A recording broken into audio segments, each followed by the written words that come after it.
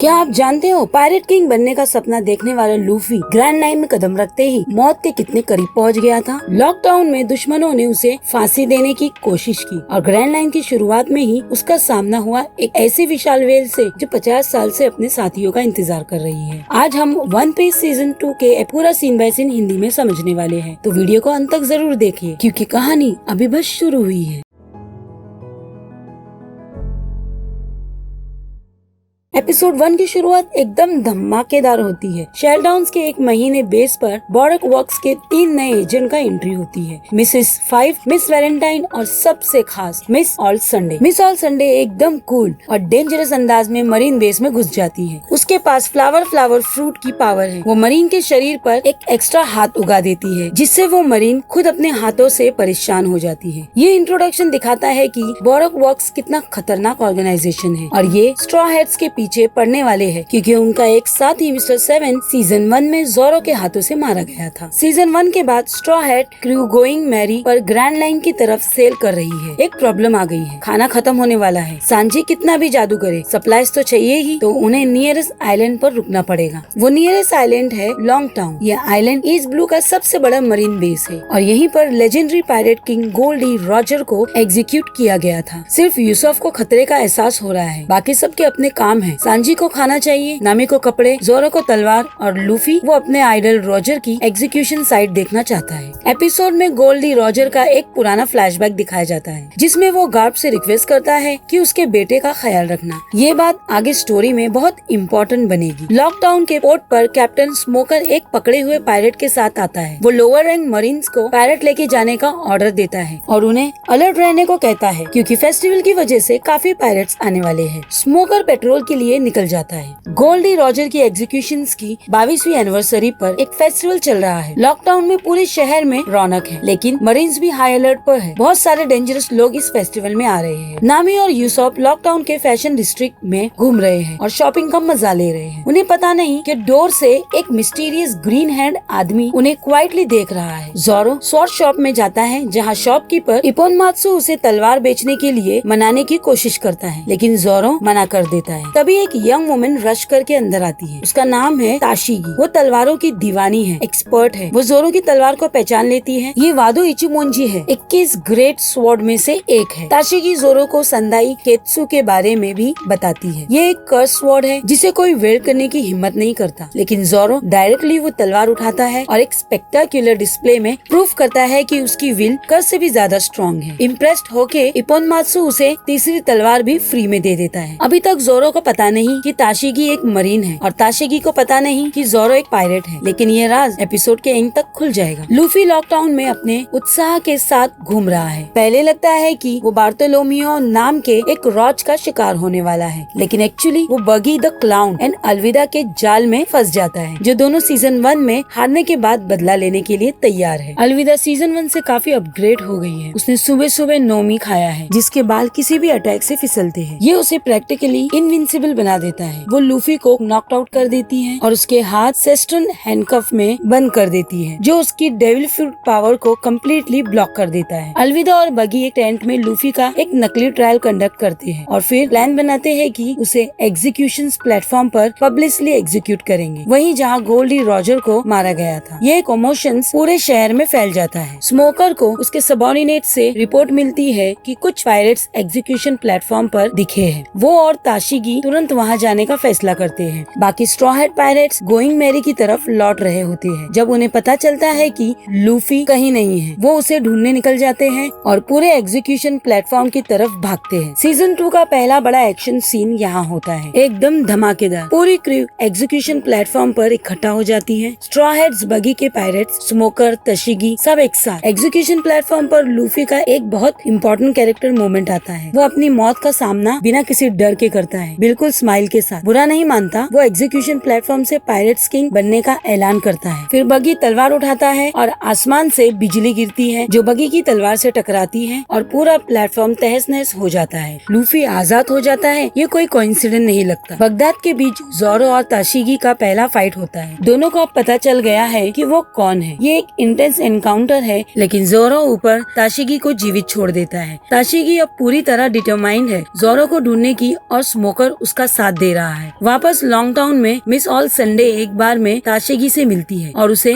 बोरक वॉक्स join करने का offer देती है। ये काफी मिस्टीरियस है और इंट्रिगिंग मोमेंट है। फिर वो निकल जाती है ठीक जब स्मोकर अंदर आता है। स्मोकर अपनी स्मोक फ्रूट पावर यूज करके सांजी और लूफी दोनों पर हावी हो जाता है। लूफी का रबर बॉडी स्मोक के अगेंस्ट काम नहीं करता, वो बुरी तरह फंस जाता है। लेकिन तभी एक काला घगरा पहने मिस्टीरियस आदमी सीन में आता है जिसे पूरे एपिसोड में ग्लिम्सिस में दिखाया गया था और वो स्मोकर को लूफी को छोड़ देने पर मजबूर कर देता है। ये मंकी डी ड्रैगन है, गर्प का बेटा और लूफी का बाप जो वर्ल्ड गवर्नमेंट भाग रहा है। वो ग्रैंड लाइन में लूफी का सफर शुरू होते देखना चाहता है। स्मोकर ताशेगी को बताता है कि वो पायरेट्स के खिलाफ क्यों इतना डिटरमाइंड है। एपिसोड खत्म होने से पहले वो ताशेगी को आराम करने को कहता है क्योंकि कल सुबह वो स्ट्रॉ हैट्स का शिकार शुरू करेगी। एपिसोड आखिर गोइंग मैरी पर खत्म होता है। पूरी स्ट्रॉ हैट क्रू अब सेफली एक साथ है। शिप चल रही है। नामी लूफी को बताती है कि उनका पहला आइलैंड सामने ही है। फिर cut to credits. Straw Hats Reverse Mountain यानी ग्रैंड लाइन के एंट्रेंस पर आ पहुँचे हैं। नया एडवेंचर शुरू होने वाला है और कई खतरनाक दुश्मन उनके पीछे लग चुके हैं। अब यहाँ एपिसोड 2 की शुरुआत एक स्पेक्टेक्युलर विजुअल सीक्वेंस से होती है जिसमें Going Merry ship Reverse Mountain के खतरनाक पानियों से गुजरती है। ये सीन ग्रैंड लाइन का पहला टेस्ट है जहाँ कुछ भी नॉर्मल नहीं है, हर चीज तुम्हारे खिलाफ है। स्ट्रॉ हैट क्रू सब अपनी अपनी जगह संभाले हुए हैं। पानी का बहाव उल्टा है, नीचे से ऊपर की तरफ। कंपास काम करना बंद कर देता है। नामी हैरान रह जाती है। शिप एक जिंजैटिक वेल लाबून के मुंह की तरफ बढ़ रही है। लाबून इतना बड़ा है कि वो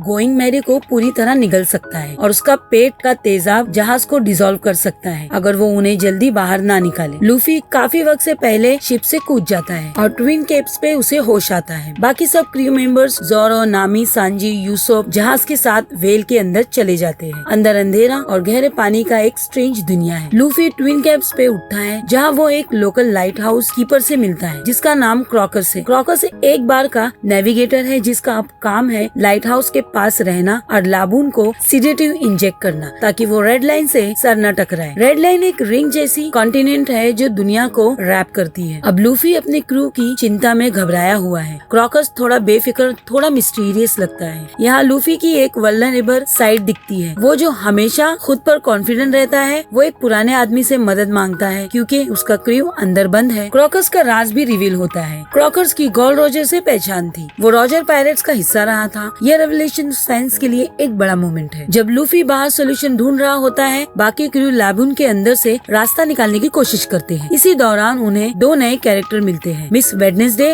और मिस्टर नाइन। ये दोनों बारूक वर्क्स के एजेंट हैं। पहले तो सिचुएशन एडवर्सरियल होती है, लड़ाई होती है। सांजी और उसूप एक साथ है। सांजी उसे डर के दरमियान स्पूकी स्टोरी सुना रहा है और दोनों के बीच बड़े भाई छोटे भाई जैसी केमिस्ट्री डेवलप होती है। जोरा एक फनी मोमेंट में कहता है so it's a female well, जिस पर नामी फ्रस्ट्रेट हो जाती है। मिस वेडनेसडे और मिस्टर नाइन का डायनामिक कॉम्प्लेक्स है। वो पहले दुश्मनी दिखाते हैं लेकिन जब वो अपनी बंदिश से आजाद हो जाते हैं तो वो एक्चुअली यूसुफ के वापस जहाज तक जाने में मदद करते हैं, शायद अपनी भी बाहर निकलने के लिए। लेकिन फिर भी दोनों स्ट्रॉ हैट्स के साथ कुछ वक्त तक साथ चलेंगे। मिस वेडनेसडे पूरे सीजन 2 का इमोशनल कोर बन जाती है। ये एपिसोड का सबसे इमोशनल सीन है। पहले जमाने में लाबून तब छोटा था, रंबर पायरेट्स के साथ रहता था जिन्होंने उसे तब अपनाया जब वो अपनी पॉट से बिछड़ गया था। जब रंबर्स ग्रैंड लाइन पहुँचे उनकी मुलाकात क्रॉकस से हुई। क्रॉकस ने मेहरबानी से वार्निंग दी कि ग्रैंड लाइन लाबून जैसी इनोसेंट वेल के लिए बहुत खतरनाक है और नशे में उन्होंने अग्री किया कि जब तक पायरेट्स वापस आए वो लाबून का ख्याल रखेंगे। लाबून ने ये न्यूज अच्छे से नहीं ली।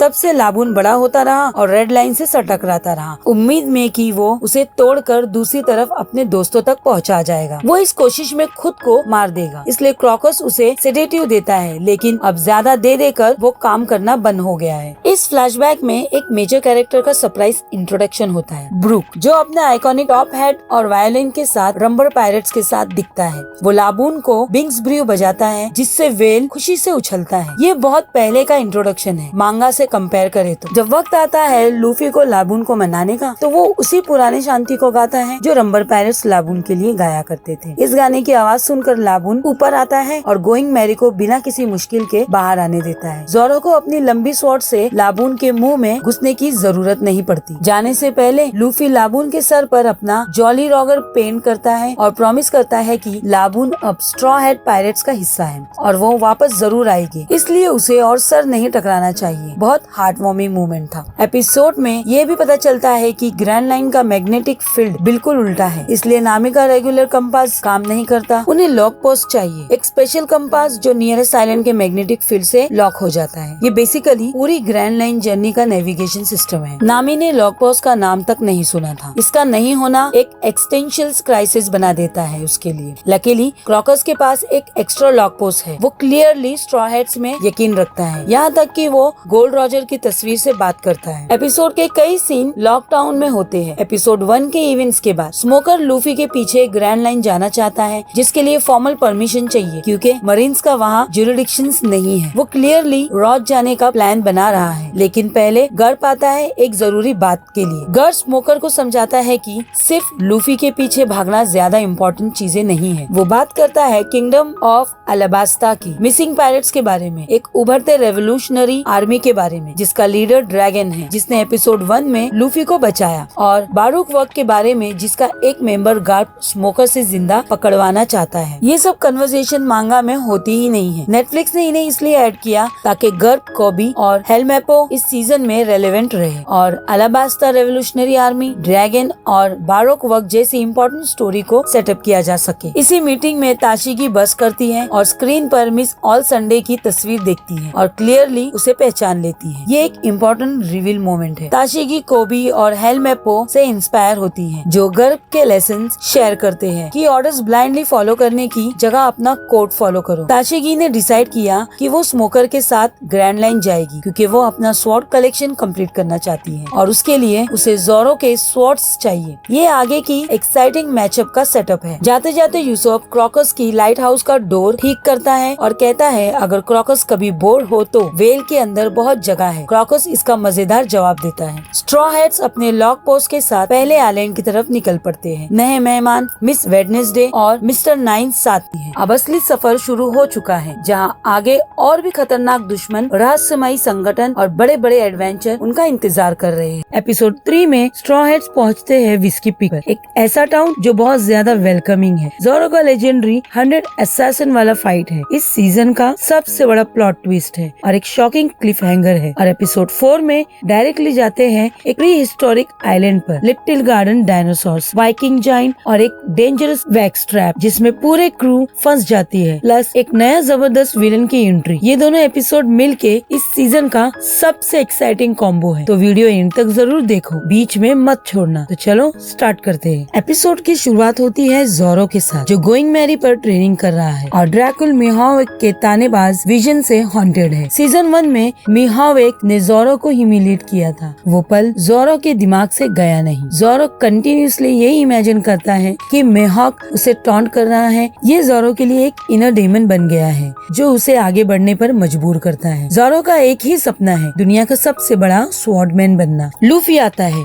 और कहता है इस सफर में तुम्हें बहुत प्रैक्टिस मिलेगी। ये प्रेडिक्शन बिल्कुल सही ही निकली। एपिसोड की शुरुआत में मिस वेडनेसडे और मिस्टर 9 अभी भी गोइंग मैरी पर है, टेक्निकली हॉस्टेज, लेकिन लूफी अपनी गट फीलिंग पर ट्रस्ट करता है और मिस वेडनेसडे को आजाद कर देता है। बाकी क्रू के ऑब्जेक्शन के बावजूद लूफी का फिलॉसफी क्लियर है, वो पहले ट्रस्ट करता है, बाद में सोचता है। दोनों मिस वेडनेसडे और मिस्टर 9 जहाज से पानी में कूद जाते हैं। क्रू अभी ग्रैंड लाइन के पहले आइलैंड की तरफ बढ़ रही है, उन्हें ये पता भी नहीं है। जैसे स्ट्रॉ हैट्स ग्रैंड लाइन में आगे बढ़ते हैं, उन्हें समझ आता है कि यहाँ का मौसम कितना अनस्टेबल है, हर पल बदल रहा है। ये उन्हें याद दिलाता है कि वो अनचार्टर्ड वाटर्स में है। एक पल तेज धूप, दूसरे पल तूफान। नामी का लॉक पोस्ट नेविगेट कर रहा है पहली आइलैंड की तरफ। विस्की पिक एक वेस्टर्न थीम डेजर्ट आइलैंड है, प्रोडक्शन डिजाइन का एक कमाल का काम। ये आइलैंड ग्रैंड लाइन का पहला पड़ाव है और यहाँ के लोग पायरेट को बहुत जोरदार स्वागत करते हैं। टाउन का मेयर ईग्राम एक्सप्लेन करता है कि ग्रैंड लाइन के एंट्रेंस पर होने की वजह से पायरेट्स का स्वागत करना ज्यादा समझदारी है जब तक वो आगे निकल जाते हैं। ये सब बहुत सस्पिशियस लगता है, लेकिन स्ट्रॉ हैट्स को लॉक पोस्ट रीसेट होने तक रात भर रुकना जरूरी है। खाना पीना, डांस, म्यूजिक सब फ्री है पायरेट्स के लिए। टाउन पीपल बहुत ज्यादा एंथुजियास्टिक है। ये अलार्म बेल बजनी चाहिए थी। सांजी, यूसुफ और बाकी सब मस्त हो जाते हैं स्वागत से। नामी एक मिस्टीरियस आदमी को देखती है जो एक बिल्डिंग में घुसता है और कुछ ड्रॉप करता है। वो अंदर जाती है और कपड़ा उठाती है और नीचे मिलती है 2 लाशें। वो पायरेट्स जो कल रात इस आइलैंड पर आए थे। नामी को समझ आता है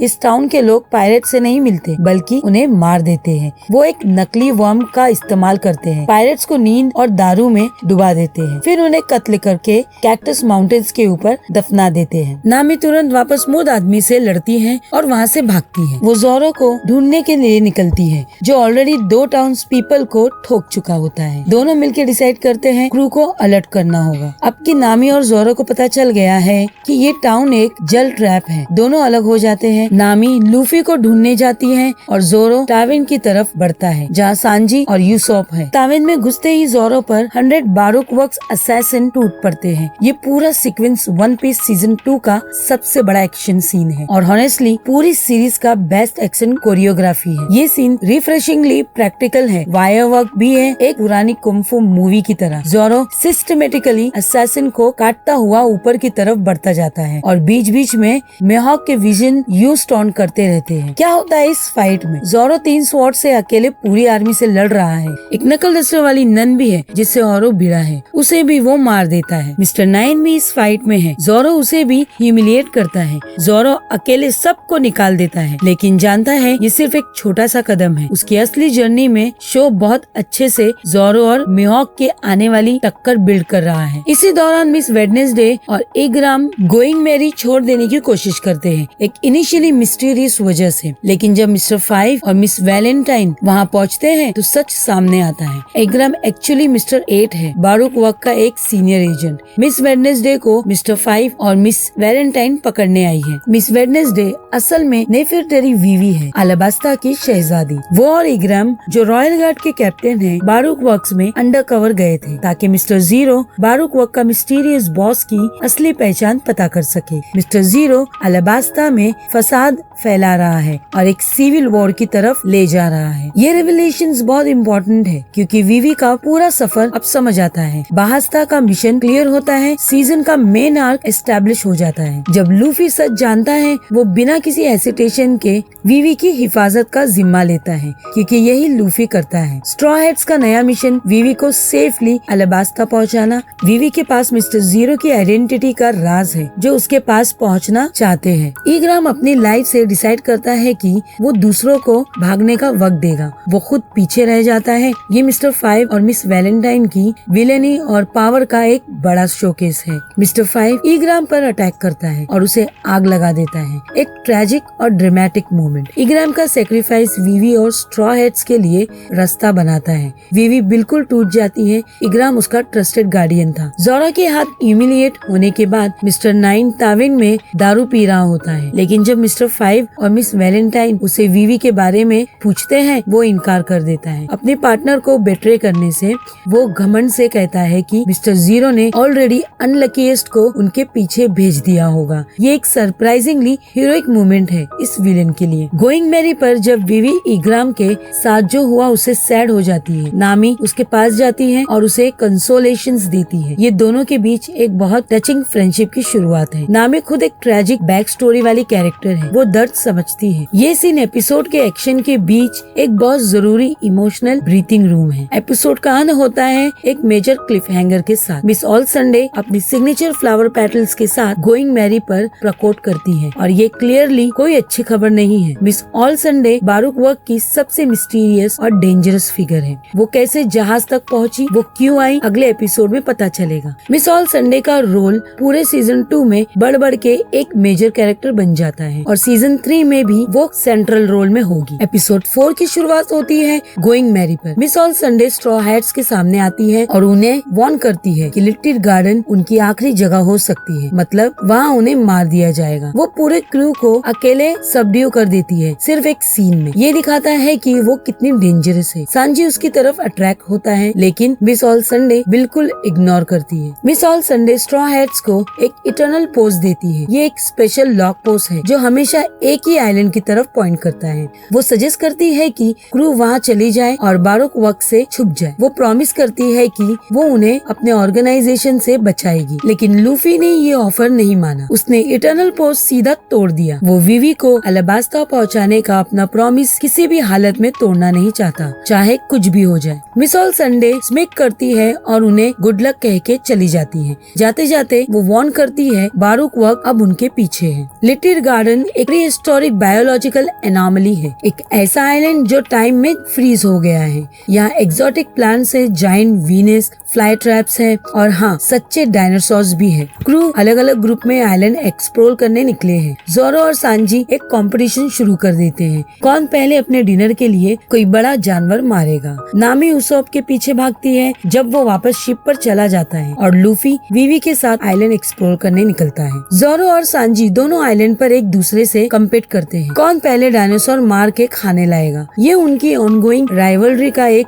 फनी और एंटरटेनिंग एक्सप्रेशन है। दोनों एक एक तरफ निकल जाते हैं। सांजी अपने किक से, जोरो अपनी स्वॉर्ड से शिकार करते हैं। ये सीन एपिसोड में कॉमेडी रिलीफ का काम करता है। लूफी और विवी साथ में आइलैंड एक्सप्लोर करते हैं और एक डायनासोर की सवारी करते हैं। इस दौरान लूफी विवी की जिंदगी के बारे में थोड़ा और जानता है, एक प्रिंसेस होने का मतलब क्या होता है। विवी के लिए ये एक इम्पोर्टेंट मोमेंट है। डायनासोर की पीठ पर खड़े होते हुए वो एक पल के लिए रुक जाती है और इस अजीब दुनिया की खूबसूरती को अपनी आंखों से देखती है। इग्राम की मौत के बाद वो एक सेकंड भी रुकी नहीं थी ग्रिफ के लिए। ये पहली बार है जब वो थोड़ी देर के लिए खुद के लिए जी रही है। नामी देखती है कि उसोप वापस गोइंग मैरी पर चला गया है। वो उसके पीछे भागती है और उसी वक्त उनके पास एक जाइंट प्रकट हो जाता है। पहले दोनों डर जाते हैं, लेकिन जाइंट उन्हें खाता नहीं, वो उन्हें अपनी केव में ले जाता है। नामी और यूसुफ को ले जाने वाला जाइंट असलियत में ब्रॉगी द रेड ओग्रे है, जो खुद को एल्बा का सबसे बड़ा वॉरियर कहता है। पहले तो लगता है वो उन्हें खाएगा, लेकिन वो एक्चुअली उन्हें खाना शेयर करने के लिए ले गया था। वो कम्प्लीटली फ्रेंडली है। ब्रॉगी का साइज और पर्सनैलिटी दोनों ओवरवेलमिंग है। यूसुफ इस जाइंट से बहुत इंस्पायर होता है। एल्बाब जाने का सपना उसके दिल में और गहरा हो जाता है। लूफी और विवी भी एक अलग जाइंट से मिलते हैं, डोरी द ब्लू ओग्रे, जो खुद को भी एल्बाब का सबसे बड़ा वॉरियर कहता है। ये बहुत अजीब लग रहा था, दो जाइंट्स और एक ही टाइटल क्लेम कर रहे हैं। वो दोनों असलियत में जाइंट वॉरियर पायरेट्स के फॉर्मर कैप्टन है और एल्बाब से है।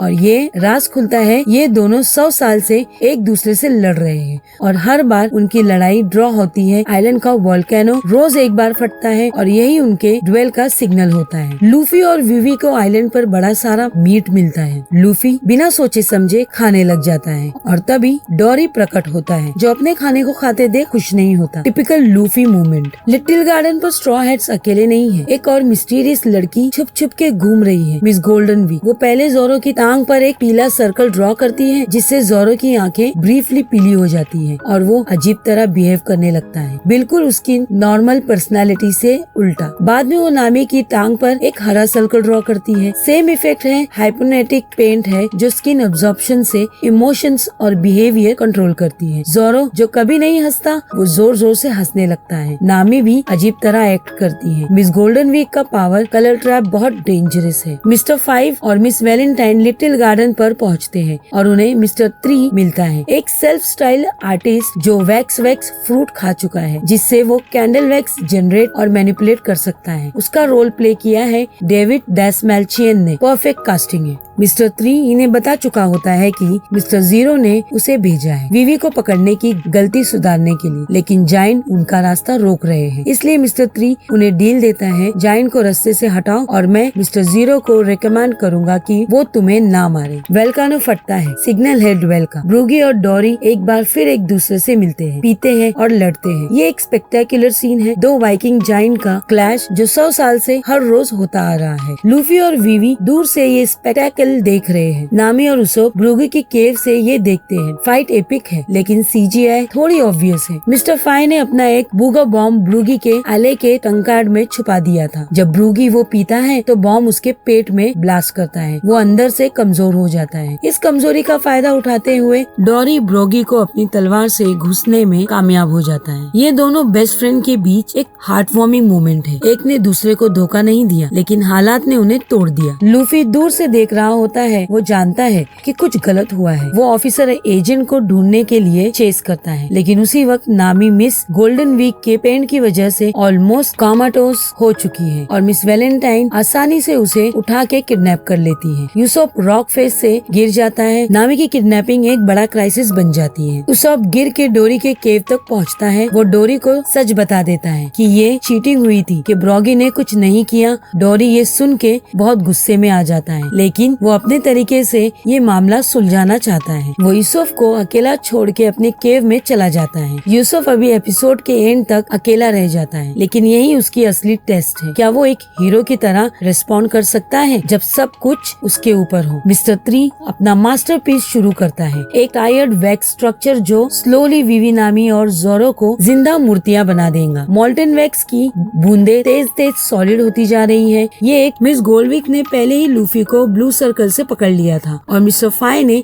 गोइंग मैरी पर विवी को पकड़ लिया था। अब पूरी क्रू या तो कैप्चर है या फंसी हुई है, सिर्फ सांजी और यूसुफ आजाद है। मिस्टर 3 डोरी के केव में जाता है और अपनी वैक्स पावर से डोरी का एक हाथ वॉल से जोड़ देता है। उसे एक वैक्स स्कल्पचर में बड़ी बना के ये क्लियरली आने वाली एपिसोड में कोई नई मुश्किल का सेटअप है। एपिसोड का अंत यहाँ होता है। सांजी को एक हिडन वैक्स हाउस मिलता है और वो एक ट्रांसपॉन्डर स्नेल ढूंढता है। यहाँ से वो मिस्टर 0 से बात करने की कोशिश करता है, मिस्टर 3 की आवाज में इम्पर्सोनेशन करके, ताकि वो कंफर्म कर सके कि स्ट्रॉ हेड मार दिया गया है। लेकिन मिस्टर 0 का सस्पिशियस अभी भी बाकी है। ये सब सेटअप है एपिसोड 5 के लिए, जहाँ असली रेस्क्यू ऑपरेशन होगा। तो दोस्तों, पूरी क्रू का एक साथ फंस जाना, ये एपिसोड नेक्स्ट एपिसोड के लिए एक कमाल का सेटअप है। अब सिर्फ सांजी और यूसुफ बचा सकते हैं सब, और ये हम देखेंगे एपिसोड 5 में। कुछ एपिसोड सिर्फ एक्शन के लिए होते हैं और कुछ एपिसोड दिल को छू जाते हैं। एपिसोड 5 में यूसुफ का हीरो मूवमेंट और ब्रोगी की सेक्रीफाइस है, और एपिसोड 6 में नामी की बीमारी, विवी का दर्दनाक पास्ट और चॉपर का एंट्री। एक कैरेक्टर जिसके साथ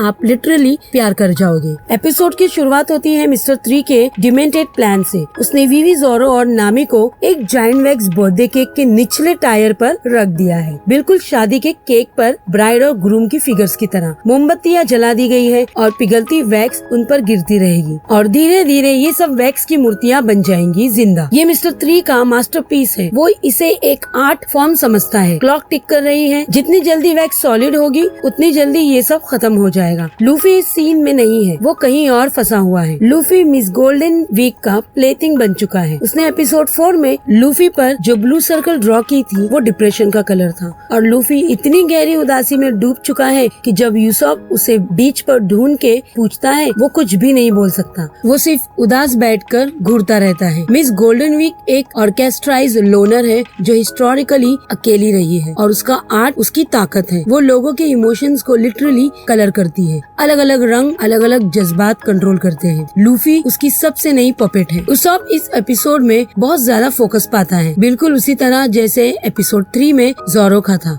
ये उसके लिए खुद को प्रूव करने का वक्त है। वो बीच पर लूफी को डिप्रेस्ड देख के हैरान हो जाता है। वो समझता है कि ये मिस गोल्डन वीक का काम है। यूसुफ डिसाइड करता है वो अकेले ही सिचुएशन हैंडल करेगा। सांजी वैक्स हाउस में एक्सप्लोर करता है और उसे एक ट्रांसपॉन्डर स्नेल मिलता है जो सीधा मिस्टर 0 से कनेक्ट है। वॉइस डिस्टॉर्शंस की वजह से जोरो समझता है कि वो मिस्टर 3 से बात कर रहा है। सांजी मिस्टर 3 की आवाज में बोलता है कि विवी और स्ट्रॉ हेड्स खत्म हो गए हैं। 0 अनलकीएस को क्लीन अप के लिए भेजता है। अनलकीएस फाइनली प्रकट होते हैं, जिसका नाम सीजन 2 के शुरुआत में लिया गया था। मिस्टर 13 एक पजामा वेयरिंग ऑटर है। मिस फ्राइडे एक गिद्ध है। ये दोनों बोरक वर्क्स के क्लीन अप क्रू है। सांजी इनसे वैक्स हाउस में फिजिकली लड़ता है और साथ साथ फोन पर मिस्टर 0 के साथ रूल्स भी मेंटेन करता है। ये सीन एक फनी स्लैपस्टिक क्वालिटी रखता है। जब फाइट खत्म होती है और दोनों अनलकी सांजी के किक से मार दिए जाते हैं, सांजी ने खुद को एक्सपोज कर लिया था।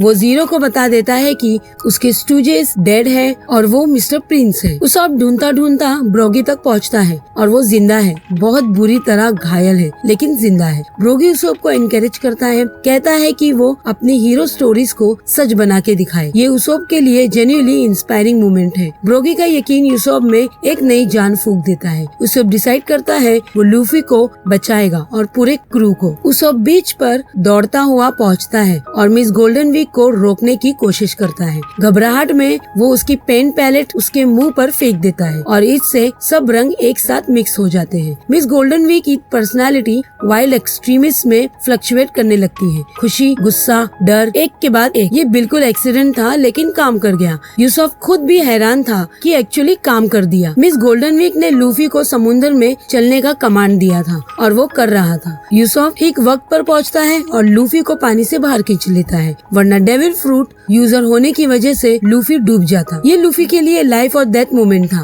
यूसुफ का हीरो इंस्टिंक्ट फाइनली काम आया। लूफी मिस गोल्डन वीक के कंट्रोल से आजाद हो गया। लूफी जैसे ही वैक्स केक पर पहुंचता है, मिस्टर 3 उसे टॉन्ट करता है और लूफी ज्यादा नहीं सोचता, सीधा उसके पीछे भाग जाता है। इसका मतलब ये हुआ कि वैक्स केक और ट्रैप क्रू का जिम्मा फिर से यूसुफ पर आ गया। लूफी का ये टिपिकल बिहेवियर है, इमोशंस पहले, स्ट्रेटेजी बाद में। यूसुफ एक बार फिर अकेला, लेकिन इस बार वो रेडी है। यूसुफ का ब्राइट आइडिया ये है कि वो मिस वैलेंटाइन को जायंट के स्टाइल में ड्यूएल के लिए चैलेंज करे, फिर उसे केक के गिर्द घुमाता रहे और उसे मजबूर करे कि वो अपनी पावर यूज करे। मिस वैलेंटाइन का पावर है वेट मैनिपुलेशंस। वो अपना वेट 1 किलो से 10,000 किलो तक बढ़ा सकती है। यूसुफ उससे बात करके केक की फाउंडेशन पर क्रैश करवाता है, जिससे कि वैक्स स्ट्रक्चर टूट जाती है। ये एक नीट ट्रिक था, बिल्कुल यूसुफ स्टाइल में। पूरी क्रू आजाद हो जाती है। सबके आजाद होने के बाद सब अलग अलग विलेन से लड़ते हैं। जीरो एक पैर अभी भी वैक्स में फंसा होने के बावजूद मिस्टर 5 से लड़ता है। नामी और वीवी मिलके मिस वैलेंटाइन को हैंडल करती है और लूफी मिस्टर 3 के पीछे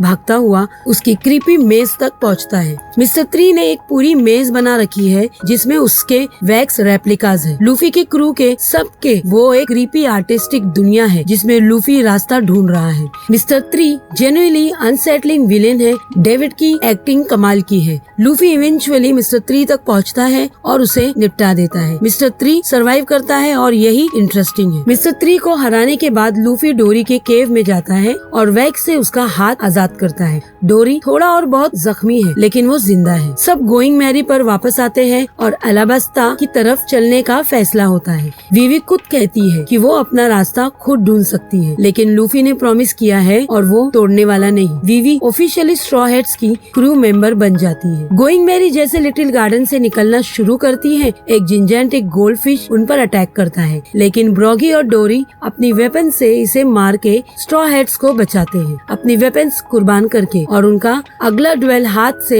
हाथ का होगा। ये एक टचिंग फेयरवेल मोमेंट है। ब्रोगी और डोरी की दोस्ती और सेक्रीफाइस जेन्युइनली हार्ट वार्मिंग है। सब खुश हो रहे हैं, एलाबास्ता की तरफ जा रहे हैं, क्रू पूरी है, मिशन क्लियर है। लेकिन तभी नामी को कुछ होता है। वो सोचती है कि वो बस थकी हुई है, लेकिन वो सडनली डेक पर गिर जाती है और होश खो देती है। एलाबास्ता का सफर शायद अभी वेट करेगा। एपिसोड की शुरुआत होती है एक बिल्कुल नए और घिनौने एंटागोनिस्ट के साथ, किंग वापुल, ड्रम किंगडम का पुराना रूलर। मिस ऑल संडे ने उसे एक बड़े फीस्ट के साथ वेलकम किया है और उससे प्रॉमिस किया है कि वो उसकी खोई हुई किंगडम वापस दिलाएगी। लेकिन खोई हुई बिल्कुल सही लफ्ज नहीं है। वापुल ने खुद ड्रम किंगडम छोड़ दिया था। जब ब्लैक बियर्ड वहाँ आया, वो अपनी प्रजा को उनके हाल पर छोड़ गया। वो किंगडम सिर्फ इसलिए वापस चाहता है क्योंकि वो इसे अपनी चीज समझता है, एक बचकानी तमन्ना। वापुल जो भी सामने होता है खा जाता है। ये उसकी पर्सनालिटी का सिंबल है। मिस ऑल संडे उसे एक डेविल फ्रूट देती है, लेकिन ये नहीं बताती कि इसका क्या पावर है। वापुल परवाह भी नहीं करता, वो सीधा खा जाता है।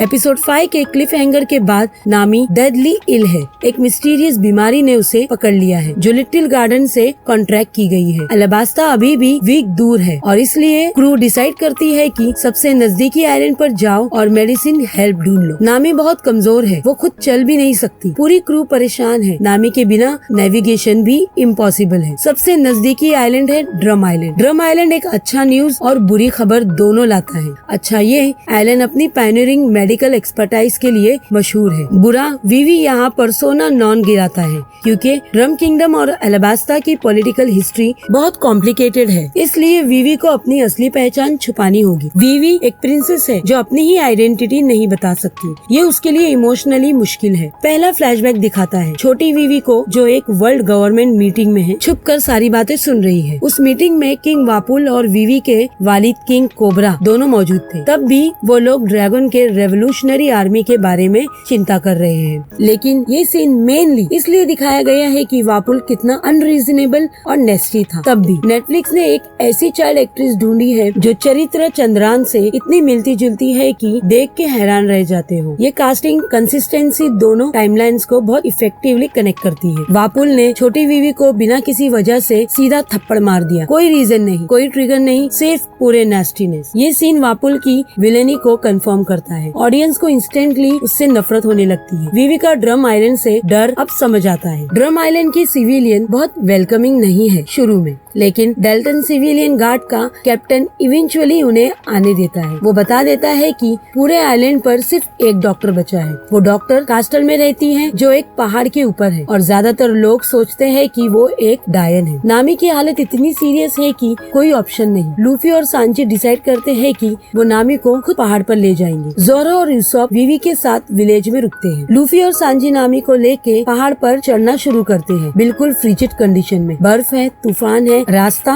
मुश्किल है। लूफी नामी को अपनी पीठ पर लेके, सांजी भी वुंड्स के बावजूद चढ़ता रहता है। दोनों की फ्रेंडशिप और डेडिकेशन इस सीन में क्लियरली दिखती है। पहाड़ के ऊपर कास्टल में लूफी और सांजी की मुलाकात होती है डॉक्टर कुरेहा से, जो डायन नहीं है बल्कि एक ब्रिलियंट डॉक्टर है। वो एंटीबायोटिक्स देती है और ब्रोकन रिब को ट्रीट करती है। डॉक्टर कुरेहा एसेंट्रिक है, थोड़ी स्कैरी भी लगती है, लेकिन वो जेन्युइनली एक स्किल्ड डॉक्टर है। वो नामी को डिस्चार्ज करने से इनकार करती है जब तक वो पूरी तरह ठीक नहीं हो जाती। ये एपिसोड का सबसे बड़ा और अवेटेड मोमेंट है। डॉक्टर कुरेहा का असिस्टेंट कोई और नहीं, टॉनी चॉपर है, एक रेंडियर जो एक्चुअली बात कर सकता है और डॉक्टर का काम करता है। लूफी का रिएक्शन चॉपर को देख के बिल्कुल वही है जो फैंस का होगा। वो लिटरली एक्साइटेड हो जाता है। चॉपर एक लिविंग ब्रीथिंग वंडर है लूफी के लिए। चॉपर फैंस का सबसे बिलीव कैरेक्टर है। उसका एंट्री इस एपिसोड का हाईलाइट है। सांजी और लूफी दोनों ट्रीट होते हैं, सांजी की ब्रोकन रिब्स और लूफी की हाइपोथर्मिया। डॉक्टर कुरेहा रिवील करती है कि नामी को केस्टिया ने काटा था, एक प्रिज्यूम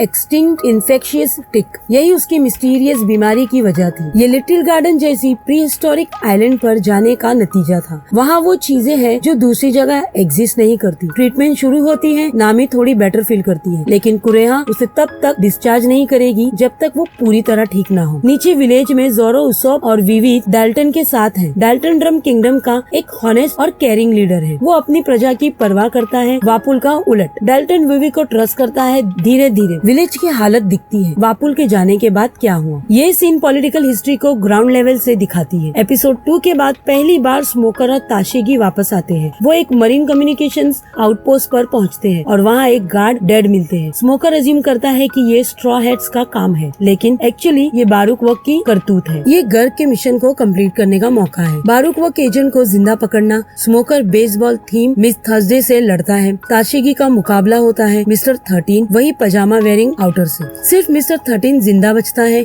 इंटरोगेशन के लिए, बाकी सरवाइव नहीं करते। ताशेगी का फर्स्ट रियल फाइट सीन है ये। वो प्रूफ करती है कि वो सिर्फ स्मोकर की शैडो नहीं है। मिस्टर 13 से इंटरोगेशन में क्या पता चलेगा, आगे देखना होगा। बारूकवक असलियत में क्या कर रही है ये अभी भी मिस्टीरियस है, लेकिन क्लियरली वो किंग वापुल को मैनिपुलेट कर रही है और मरीन आउटपोस्ट पर कुछ बड़ा प्लान एग्जीक्यूट कर रही है। और मिस ऑल संडे जो एपिसोड 4 में स्ट्रॉ हेड्स को एस्केप रूट ऑफर कर चुकी है, वो मिस्टर जीरो के साथ पूरी तरह वन साइड नहीं लगी। बड़े सवाल अभी उठते हैं। मिस ऑल संडे की लॉयल्टी, मिस्टर जीरो का असली प्लान क्या है। एपिसोड का एंड होता है लूफी और चॉपर के बीच एक जेन्युइनली एडोरेबल मोमेंट से। लूफी चॉपर के बारे में इतना एक्साइटेड है कि वो सब कुछ जानना चाहता है उसके बारे में, और चॉपर ऑकवर्डली रिएक्ट करता है क्योंकि कोई उसे इतने प्यार से कभी नहीं देखा था। ये मोमेंट आने वाले एपिसोड का इमोशनल सेटअप है। चॉपर की बैक स्टोरी एपिसोड 7 में आएगी और वो बहुत दर्दनाक होगी। ये episode emotion plus politics plus fan favourite entry का परफेक्ट मिक्स था। चॉपर का इंट्रोड्यूस फैन के लिए एक जेन्युइनली स्पेशल मोमेंट था। एपिसोड 7 की शुरुआत होती है ड्रम आइलैंड के कास्टल में। नामी ट्रीटमेंट ले रही है और धीरे धीरे बेटर हो रही है। लूफी, सांजी और नामी साथ में है। डॉक्टर कुरेहा उन्हें चॉपर की पूरी कहानी सुनाने लगती है। ये एपिसोड बेसिकली एक लंबी और दर्दनाक फ्लैशबैक है जो कुरेहा की जुबानी बयां होती है। कुरेहा का अंदाज थोड़ा रफ है, लेकिन उसकी आंखों में प्यार दिखता है चॉपर के लिए।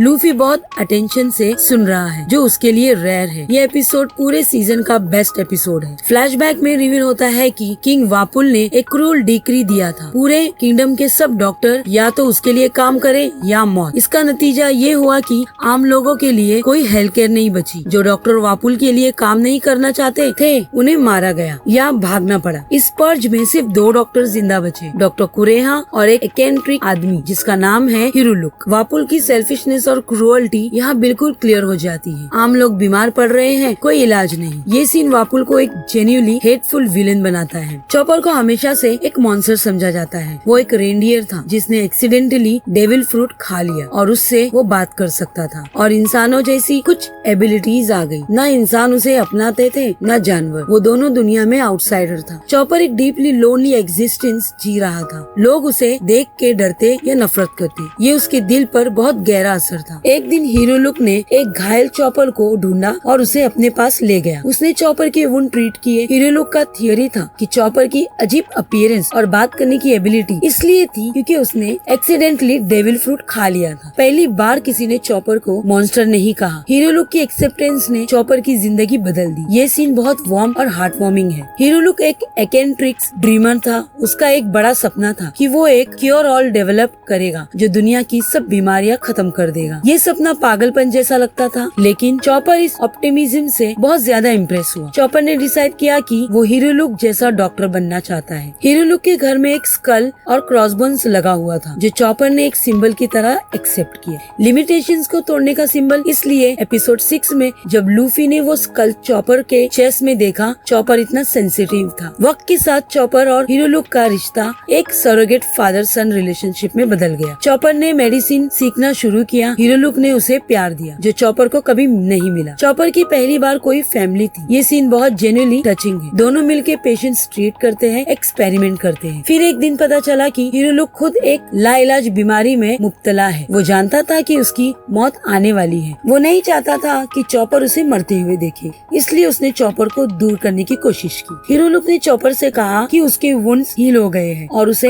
अपनी जिंदगी जीने चले जाना चाहिए। ये सीन बहुत हार्ट ब्रेकिंग है। एक बाप अपने बेटे को इसलिए दूर करता है क्योंकि वो उसे दर्द नहीं देना चाहता। चॉपर समझ नहीं पाता और कंफ्यूज और हर्ट फील करता है, लेकिन चॉपर वहाँ से जाता नहीं। वो छुप के रुक जाता है। एक रात चॉपर ने छुप के हीरो लुक और कुरेहा की बात सुनी। वो हीरो लुक की कंडीशन डिस्कस कर रहे थे और बीच में कुरेहा ने पास किसी क्योर ऑल मशरूम का जिक्र किया जो डेथ वैली के खतरनाक इलाके में मिलता है। शायद ये काम आए। चॉपर ने ये सुन लिया। वो अकेले डेथ वैली जाने का फैसला करता है। ये एक बच्चे का अपने बाप के लिए प्यार है, पूरी तरह प्योर। चॉपर अकेला डेथ वैली गया, बहुत खतरनाक रास्ते से, और वो मशरूम ले आया। जब वो वापस आया और हीरो लुक को मशरूम दिया, हीरो लुक ने एक सूप बनाया और सडनली वो बहुत बेटर फील करने लगा। चॉपर खुशी से फूल रहा था। उसने अपने बाप को ठीक कर दिया। वो सोचता था उसने कुछ कमाल कर दिया। ये खुशी ज्यादा देर नहीं रही। तभी कुरेहा पहुंची और उसने चॉपर को सच बताया। वो मशरूम जहरीला था। हीरो लुक की किताब में उसके पास जो स्कल और क्रॉसबोन्स था वो उसके खतरनाक नेचर इंडिकेट करता था, ना कि कोई मैजिकल क्वालिटी। चॉपर ने गलती से दोनों को मिक्स कर लिया था। हीरो लुक को ये सब पता था। वो जानता था मशरूम जहर था, लेकिन उसने फिर भी सूप पिया, सिर्फ इसलिए कि चॉपर को ये बिलीव करने दिया जाए कि उसने अपने बाप को ठीक किया। और अब वो कास्टल की तरफ जा रहा था, दूसरे डॉक्टर को आजाद करने, अपनी जान देकर। ये रिवील जेन्युइनली डिवास्टेटिंग है। चॉपर टूट जाता है पूरी तरह। ऑडियंस भी टूट जाती है इस सीन में। जब हीरो लुक कास्टल पहुंचा, उसने डिस्कवर किया कि डॉक्टर्स ठीक थे। वो वापुल की कैदी थी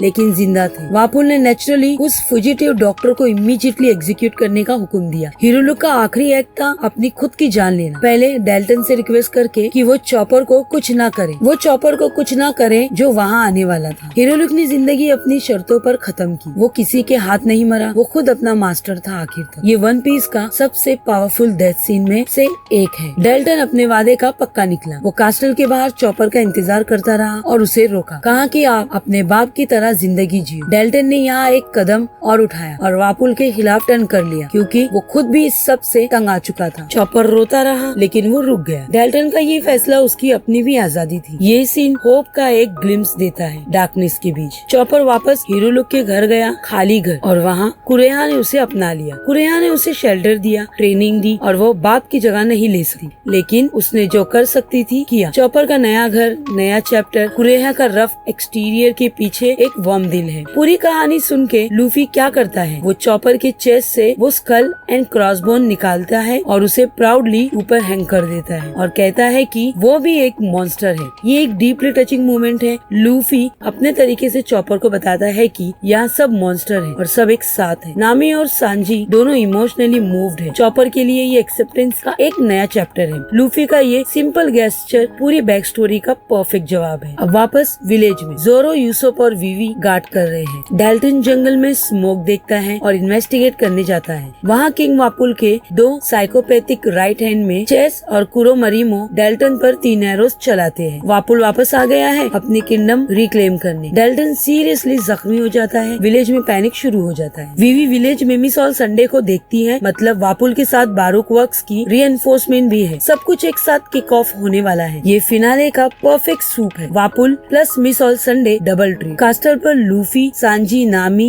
चॉपर। विलेज में जोरो, यूसुफ, वीवी अकेले। ये एपिसोड सिर्फ एक कैरेक्टर का बैक स्टोरी नहीं था, ये एक रिमाइंडर था कि वन पीस इतना स्पेशल क्यों है। हीरो लुक का सेक्रीफाइस, चॉपर का दर्द और लूफी का सिंपल गेस्चर, ये सब मिलके एक ऐसा एपिसोड बना देते हैं जो भूलना मुश्किल है। एपिसोड 8 की शुरुआत होती है किंग वापुल के ड्रामेटिक रिटर्न से। अब वो सिर्फ एक ग्रीडी किंग नहीं, उसने मंच फ्रूट खा लिया है, जिससे वो कुछ भी खा सकता है और जिस चीज में चाहे उसमें ट्रांसफॉर्म कर सकता है। इसका सबसे खतरनाक इस्तेमाल, उसने अपनी पूरी आर्मी को खा लिया है और उन्हें हिडियस अनस्टॉपेबल मॉन्स्टर में रिगर्गेटेड कर दिया है। ये विजुअली एपिसोड का मोस्ट इम्प्रेसिव सीक्वेंस है। वापुल की आर्मी अब नॉर्मल नहीं, वो म्यूटेंट क्रिएचर है। सब कुछ जो वापुल से रिलेटेड है इस एपिसोड में विजुअली एक्सट्रीमली इम्प्रेसिव है। वापुल का सेज 2 फ्रंट पर होता है। पहला, उसकी आर्मी विलेज पर हमला करती है। दूसरा, वापुल खुद अपने डोर की अंडरलिंग्स, चेस और कुरोमारिमो के साथ कास्टल की तरफ बढ़ रहा है। 2 टीम बन जाती है। विलेज में जोरो, यूसुफ, डेल्टन और बाद में कुरेहा। कास्टल में लूफी, चॉपर, सांजी और वीवी। विलेज में जोरो, यूसुफ और एक जख्मी डेल्टन मिलके वापुल की म्यूटेंटेड आर्मी का सामना करते हैं। यहाँ पता चलता है कि डेल्टन भी एक डेविल फ्रूट यूजर है। वो अपनी ताकत से फाइट में कंट्रीब्यूट करता है। जोरो अपनी 3 स्वॉर्ड से मॉन्स्टर को काटता है। यूसुफ अपने ट्रिक्स और फ्लाइंग शॉट से सपोर्ट करता है। डेल्टन बहुत जख्मी होने के बावजूद लड़ रहा है पूरे विल पावर के साथ। विलेज के डिफेंस में डॉक्टर कुरेहा भी आती है और उसकी मैजिकल विच पावर्स असलियत में एक बड़ी शॉटगन निकली। ये एपिसोड का फनीएस्ट मोमेंट है। कुरेहा कम्प्लीटली अनबॉदर है सब कुछ से। वो शूट करती है और मॉन्स्टर गिर जाते हैं। सिंपल। कास्टल में वापुल के 2 अंडरलिंग्स चीज और कुरोमारिमो लूफी और सांजी से भिड़ जाते हैं। दोनों की फाइटिंग स्टाइल अजीब लेकिन एंटरटेनिंग है। चेस प्लेइंग का टीम अटैक्स। कुरोमारिमो अपने बालों को वेपन की तरह यूज करता है। सांजी चेस को हैंडल करता है और लूफी कुरोमारिमो से डील करता है। ये चॉपर का पहला रियल एक्शन सीक्वेंस है। वो अपनी डेविल फ्रूट पावर्स यूज करता है और प्रूफ करता है कि वो सिर्फ एक डॉक्टर नहीं, वो एक कैपेबल फाइटर भी है। चॉपर के मल्टीपल ट्रांसफॉर्मेशन दिखते हैं। लूफी के साथ साइड बाय साइड लड़ता है। ये चॉपर के लिए एक कमिंग ऑफ एज मोमेंट है।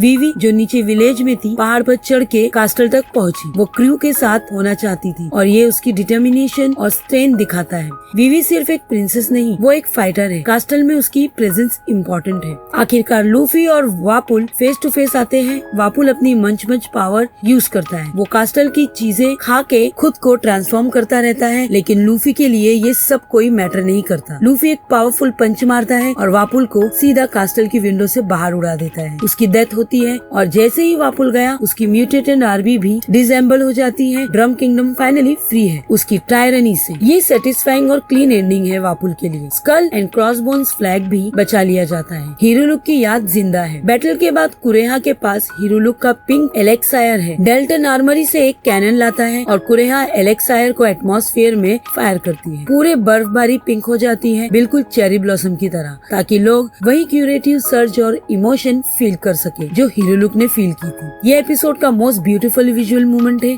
हीरो लुक का सपना सब बीमारियां खत्म करना था, इस फॉर्म में जिंदा हुआ। विलेज के लोग पिंक स्नो में खड़े हैं हील होते हुए। ऑडियंस भी रोती है इस सीन में। बैटल के बाद चॉपर को गोइंग मैरी का ऑफिशियल डॉक्टर बनने की दावत दी जाती है। वो पहले हेसिटेट है, डर है कि वो फिट नहीं होगा, लेकिन स्ट्रॉ हैट उसे खुलेआम से वेलकम करते हैं। जब वो फाइनली शिप पर सवार होता है, कुरेहा ने सीक्रेटली उसकी सप्लाईज पैक कर दी थी। वो ओपनली सपोर्ट नहीं करती, लेकिन ये छोटी सी चीज उसकी टैसिट अप्रूव है। कुरेहा के लिए ये बहुत बड़ा एक इमोशनल मोमेंट है। चॉपर का स्ट्रॉ हैट्स ज्वाइन करना सीजन का मोस्ट फील गुड मोमेंट है। लूफी की हैप्पीनेस जेन्युइनली इन्फेक्शियस है। सांजी, जोरो, नामी, यूसुफ सब एक्साइटेड है। डेल्टन फाइनली डिसाइड करता है कि वो सेटअप करेगा और ड्रम किंगडम की लीडरशिप संभालेगा। उम्मीद है कि वो जगह अब हील करना शुरू करेगी वापुल के जाने के बाद। ये डेल्टन का रिडेम्पशन आर्क कंप्लीट करता है। वो एक हॉनेस्ट लीडर है, वापुल के बिल्कुल उलट। किंगडम का फ्यूचर फाइनली होपफुल लगता है। लूफी का नेक्स्ट मिशन क्लियर है, वीवी को अलाबास्ता पहुंचाना और उसके वालिद किंग कोबरा की मदद करना। बारूक वर्क्स के खिलाफ विविध चॉपर की तरह ऑफिशियली क्रू का हिस्सा है, लेकिन स्ट्रॉ हैट्स अकेले नहीं जा रहे।